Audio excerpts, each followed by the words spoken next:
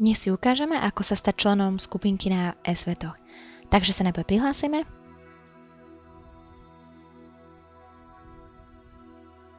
Hneď sa vám ukážu skupinky, v ktorých ste členom a čo sa v nich udialo nové, takže môžete si kliknúť na nejakú skupinku, ak vás to zaujíma.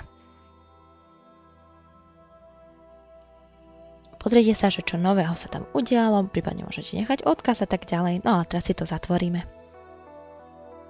No, pozriem sa hore na moje skupinky a vidím, že som v členoch v 2 skupinkách. Ak sa chcem stať ešte členom ďalšej skupinky, kliknem si hore na vyhľadať, na kartu vyhľadať skupinu a dám vyhľadávať slovo, ktoré ma zaujíma. Takže dáme tomu SVT, dám vyhľadať a pozriem sa, že čo mi vyhľadalo, aké skupinky.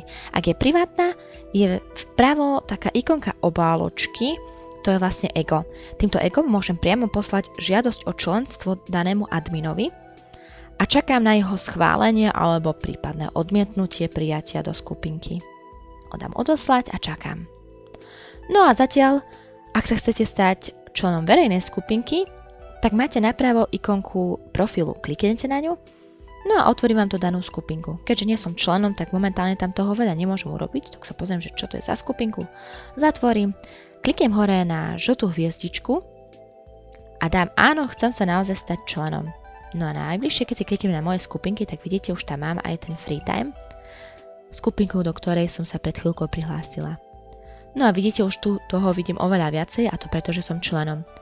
Tak prípadne im môžem nechať nejaký odkaz o tom, že som sa stala členom, ako sa mi tu páči a tak ďalej.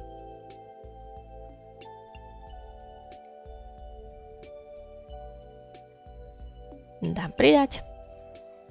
No a už som hotovým členom tejto skupinky.